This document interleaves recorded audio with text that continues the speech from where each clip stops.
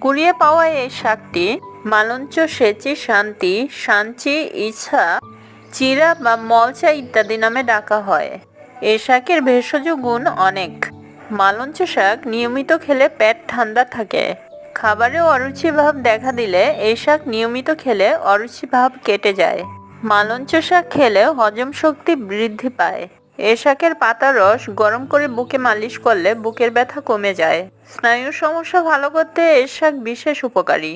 হেঁচি শাকের রস হাঁচি, কাশি, সর্দি সহ অ্যালার্জি কমাতে সাহায্য করে। এ শাক দিয়ে শিশুদের খিচুড়ি বানিয়ে খাওয়ালে শিশুর পুষ্টি চাহিদা পূরণ হয়। হেঁচি শাক রোগ প্রতিরোধ ক্ষমতা বৃদ্ধি করে। এ শাক খেলে হজম শক্তি বৃদ্ধি পায়।